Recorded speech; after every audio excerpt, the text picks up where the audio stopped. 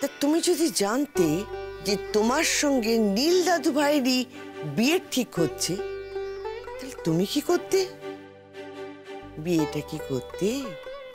এইভাবে সেজে গুজে এসে দাঁড়াতে।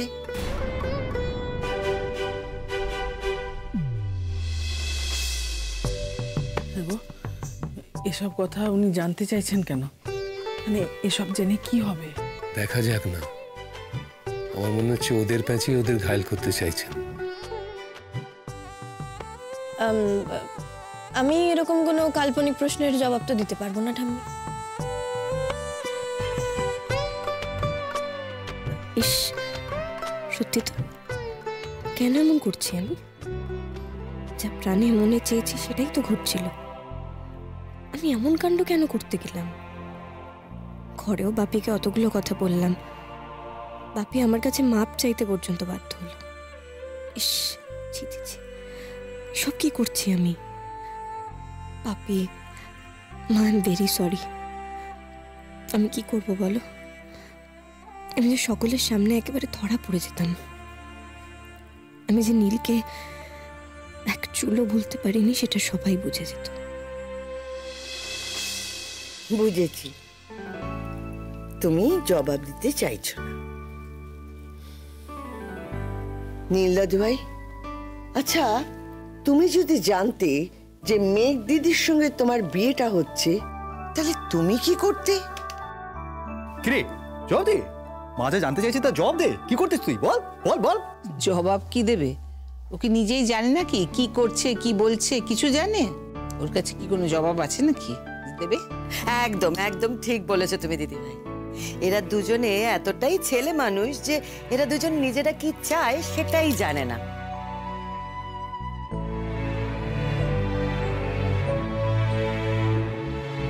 কি করে বলি তোমায় ঠাম্মি? সত্যি যদি জানতাম মেঘের সাথে আমার বিয়ে ঠিক হচ্ছে, তাহলে তাহলে বিয়ের তারিখ এগিয়ে দিতাম। কিন্তু আমার যে সেটা স্বীকার করার মতো অবস্থা নেই এখানে। আমি জানি না। না, এইভাবে একের পর এক প্রশ্নের পাশ কাটিয়ে যেতে পারো না তোমরা, তাহলে তো ঠিকঠাক বিচারটাই হবে না। তুমি চুপ করো না, মা তো কথা বলছি ওদের সঙ্গে। তোমাদের পাত্র পাত্রী যখন এতটাই জোরালো পছন্দ অপছন্দ ছিল, তাহলে তোমরা কেন বললে যে কে পাত্রী কে পাত্র? তা তোমরা জানতে চাও না?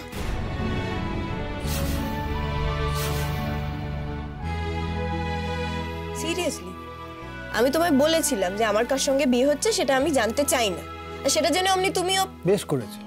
তুমি একজন অচেনা লোকের সঙ্গে বিয়ে করবেটা কেন বলো তো? একজন লোককে চেনো না জানো না, তার গলা তুমি মালা পরিয়ে দিতে পারো, আর আমি কাউকে না দেখে বিয়ে করতে পারি না? বাবা বাবা, ব্যাস,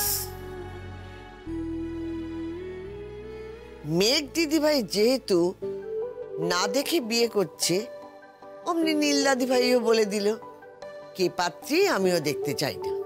তাহলে এবার তোমরাই বলো, যারা বিয়ে ঠিক করেছে তাদের দোষটা কোথায়? তোমরা জানতে চাওনি, তাই জানানো হয়নি। না না, আমরা মেয়েকে বলেছিলাম পাত্রর সাথে দেখা করতে, ও রাজি হয়নি। ঠিক বলেছো মধুমিতা, এই যে আমাদের নীলবাবু ঠিক তাই। এখন ওরা তো মেজাজ কেন সইবে বলো তো? আচ্ছা থাক থাক, তাহলে এবার ওরাই বলুক, যেটা ওরা চাইছে না তাই নিয়ে জল ঘোলা হচ্ছে কেন?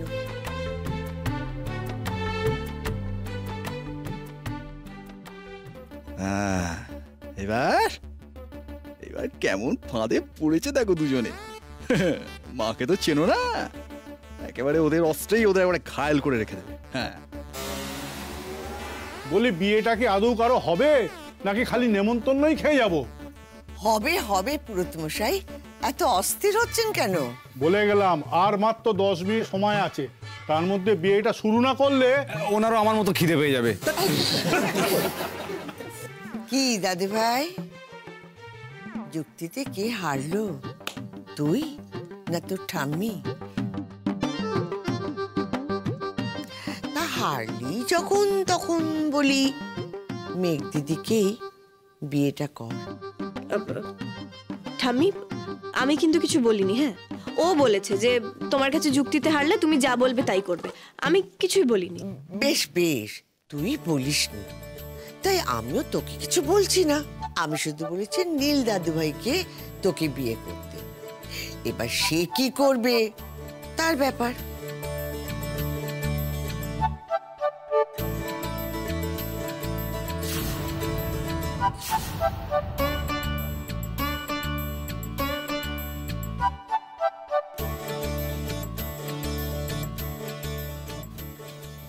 ওহ বাহ, দেখেছো দেখেছো কি ক্লাইম্যাক্স!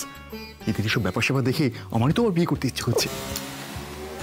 তোমার লজ্জা করে না? তুমি একটু থামবে? তুমি চড়ছো কেন? আরে বাবা, তোমাকে তো আবার বিয়েটা করতাম, তোমাকে তোমাকে করতাম এদের মতো। শোনো, তুমি থামো। হ্যাঁ, তোমার টেনশন হচ্ছে যে মেঘনা আবার অ্যান্টি ক্লাইম্যাক্স করে দেয়। আই এম সরি ঠাম্মি।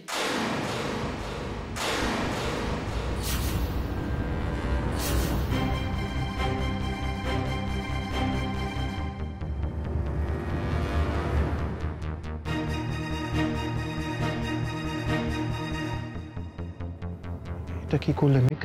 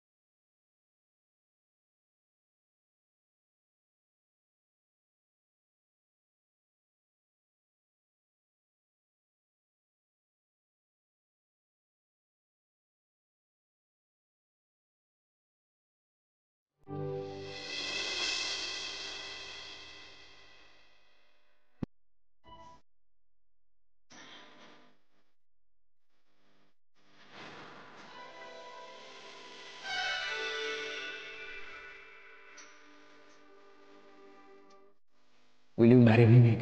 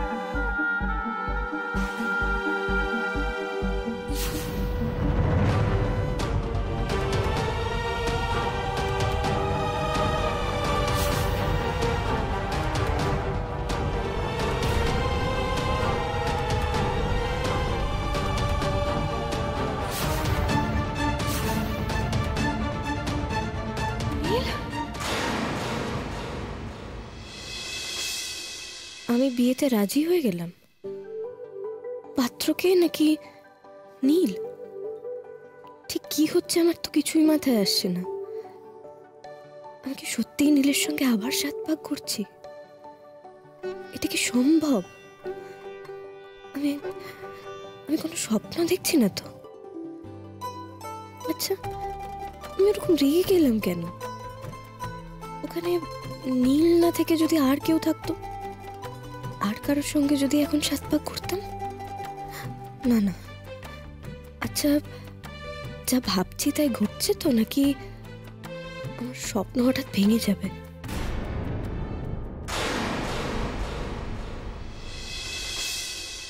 আরে আছে আছে, বোর্ডটি পেছনেই আছে, অত বারবার ঘুরে দেখার কিছু হয়নি। দিলে তো, হ্যাঁ মেয়েটাকে লজ্জায় ফেলে দিলে তো। সত্যি তোমরা না বড্ড পাজি, জানো তো? পাজির কি আছে? আর ওদের এই সাত পাক দেখে আমার তো ইচ্ছে করছে সেই কলেজ লাইফের মতো একটা জোরে সিটি দিই। মানেটা কি? কি হলো? কলেজ লাইফের কাপল দেখলে তুমি কি সিটি মারতে নাকি? ওদের একটা ভালো ছবি তুলি, তোমরা তুলবো। আরে মেঘ, এত আস্তে ঘুরছো কেন? মাথা ঘুরছে নাকি? আরে সে তো ঘুরতেই পারে, বেচারা সারাদিন না খেয়ে রয়েছে। তারপর একটু আগেই মেঘের সঙ্গে যা ঘটলো, মেঘ দাদাভাইকে দেখে ওর মাথা ঘুরে যায়নি, এটাই অনেক। ওই তোরা থামবি? ভালো করে দেখ দুটিকে কেমন মানিয়েছে। ওই যা, আরে কপাক হলো রে। আমি গুনছি মাসিমা, এই নিয়ে 5 পাক হলো। দুটিকে যেন শিব পার্বতী মনে হচ্ছে।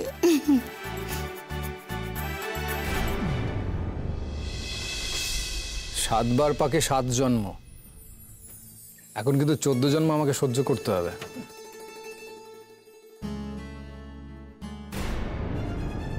এত বড় একটা ধোঁকা দিলে তোমরা আমায়। ভাবি, মা, তোমরা আমাকে মিথ্যে বললে, কন্টিনিউয়াসলি মিথ্যে কথা বলে গেলে। মেঘের সঙ্গে নীলের বিয়ে দিচ্ছ, আমাকে সেটা জানাতে এত ভয় পেলে তোমরা কেন? আমি কোনোভাবে বাধা দিয়ে দিই সেই ভয় পেলে? তোমরা যা ভয় পেয়েছো সেটা এবার সত্যি হবে। মেঘের যা ক্ষতি করবো চিরকাল মনে থাকবে তোমাদের। মেঘ, আমি নিজের কাছে নিজে প্রমিস করছি, কাউকে শুনিয়ে না, কারোর সামনে না। মেঘ, তোমার সম্মান আমি আর কখনো এতটুকু নষ্ট হতে দেব না। আমি এত এত অযোগ্য হওয়া সত্ত্বেও আমাকে এমন করে ভালোবেসেছো তুমি। মেঘ, তোমার ভালোবাসার মর্যাদা রাখবো, আর তোমার চোখের জলের কারণ হব না, কোনোদিনও না। আমার সব দোষ, সব ত্রুটির জন্য এই আগুনকে সাক্ষী রেখে আমি ক্ষমা চাইছি মেঘ। এই পবিত্র আগুনে আমাদের ভেতরে সব দোষ জ্বলে পুড়ে শেষ হয়ে যাক। আমাদের ভালোবাসাকে সবাই যেভাবে জিতিয়ে দিয়েছে, আমি সেই ভালোবাসাকে 2 হাতে আগলে রাখবো সারা জীবন।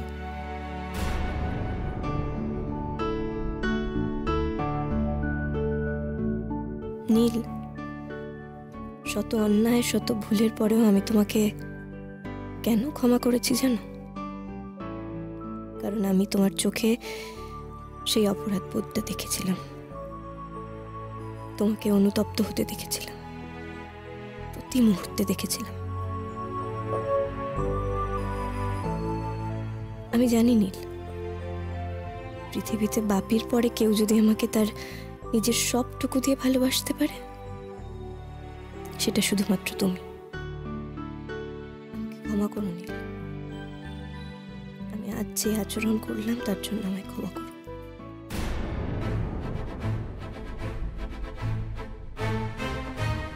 আমি বোনের ডায়মন্ড সেটটা ওই বাড়িতে ফেলে এসেছি, ও বাড়িতে গিয়ে জানিয়ে আয় তুই।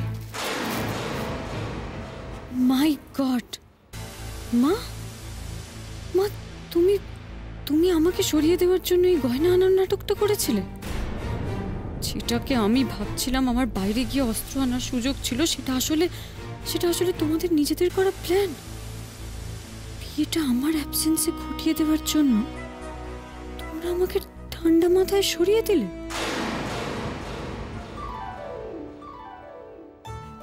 মাসিমা 6 পাক হলো, এবার তোমার ওষুধটা খেয়ে নাও। চুপ কর পোড়ামুখী, আমার ওষুধ তো ওই যে জোড়ায় ঘুরছে, ওই আমার ওষুধ। ওদের দেখছি আর এই ভেতর ভেতর চাঙ্গা হয়ে উঠছি। তুমি ওষুধ না খেলে আমাকে আবার বড় মামি বকবে। আমি খাবো না। আচ্ছা ঠিক আছে, থাক থাক, আজকে নয় মা ওষুধটা পরেই খাবে, বিয়েটা দেখুক, ঠিক আছে? এই তো আমার লক্ষ্মী বড় বৌমা, ঠিক বলেছ। আগে তো নাত বইয়ের হাত ধরে নাচবো, তারপর ওষুধ গিলবো। বুড়ি বয়সে আবার নাচবে, শখ কত। এই বুড়ি হবে আমার 70, এসব দেখে আমার আয়ু বেড়ে গেল।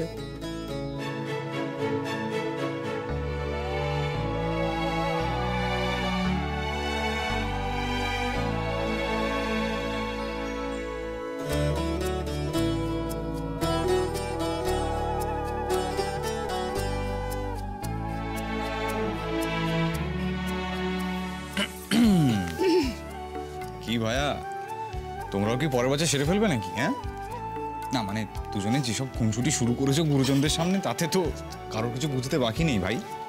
ইচ্ছে তো ছিল এবারে শুভ কাজটা সেরে ফেলি, কিন্তু তুমি তো আবার গিনির আগে আছো। গিনি বলেছে তোমার একটা বন্দোবস্ত না করে ও বিয়ে পিড়িতে বসবে না। মাথা খারাপ, আমি ব্রহ্মচারী বাবা, ওইসবে নেই আমি। চুপ করো, এটা বন্ড। যেমন দাদা ভাই তেমনি তুই। আজকে ঠাম্মি না থাকলে দেখতিস দাদা ভাইও হয়তো মেঘের কথা ভাবতে ভাবতে দীর্ঘশ্বাস ফেলতে ফেলতে অন্য কারো গলায় মালা পরাচ্ছে। সেটা হলে যে কি হতো আমি খালি সেটাই ভাবছি। কি আবার হতো? একসাথে 4খানা জীবন নষ্ট হতো। আমি তবে ঠিক আন্দাজ করেছিলাম, একেবারে ঠিক। ফাইন দেন, তোমরা তোমাদের প্ল্যানে এত দূরে গিয়েছো, আমাকে সরিয়ে রেখে বিয়েটা দিয়ে দিয়েছো। এবার বাকি আমি আমার প্ল্যানে এগোনোর সময় এসে গেছে।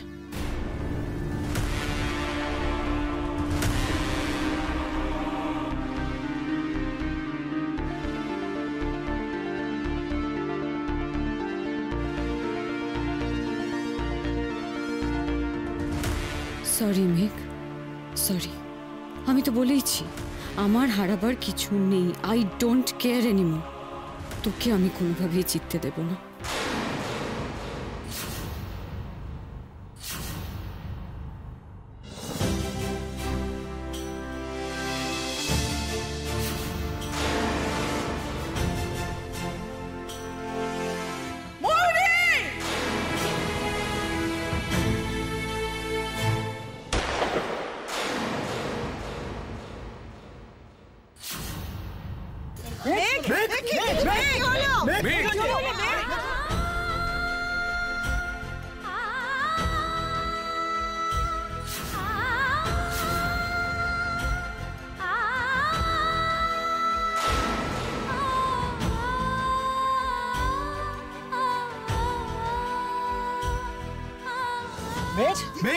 কি হলো? ছাড় বলছে এটা কি করলি? তুই কি করলি? এটা কি করলি? বল কি করলি? কি করলি? কি করলি? দিদি ভাই কথা বল। কি হলো বলতো? আমার তো মনে হলো কিসে যেন একটা ধাক্কা খেয়ে দিদি ভাই হঠাৎ করে পড়ে গেল। কিন্তু কিসে ধাক্কা খেলো আমার সেটা মনে হলো না। আমার মনে হচ্ছে আগুনের ধোঁয়ায় বোধহয় মানে অজ্ঞান হয়ে গেছে বোধহয়। মেঘ না কেউ গুলি চালিয়েছে, মেঘের কাঁধে লেগেছে। কি সাংঘাতিক কাণ্ড! নতুন বউকে গুলি! কে গুলি করবে? কে কে এখন এখানে গুলি করবে? কে ওকে? অনিন্দ এদিকে তাকাও। ময়ূরে গুলি মেরেছে অনিন্দ। ও মেয়েকে একদম প্রাণে শেষ করে দিতে চাইছিল। ও সর্বনাশী! আবার আমাদের মুখ পুড়েছে। আবার মুখ পুড়েছে। আমি কিছু করিনি, আমি কিচ্ছু করিনি। আমার নামে মিথ্যা বলা হচ্ছে, আমি কিচ্ছু করিনি।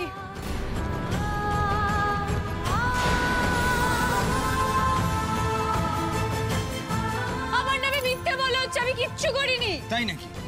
মিথ্যে কথা। তাহলে এটা কি? আরে আরে ওকে একটু জল দাও তোমরা। জল দাও। আমি বলছি কি ওকে ফাঁকা জায়গায় কোথাও বসিয়ে একটু বাতাস করো। সেই করো ভালো। আমি জানি না। আমি জানি। লাল, তুমি এক্ষুনি পুলিশে খবর দাও। আমি নিজে ওকে পুলিশের হাতে তুলে দেবো। এক্ষুনি পুলিশে খবর দাও।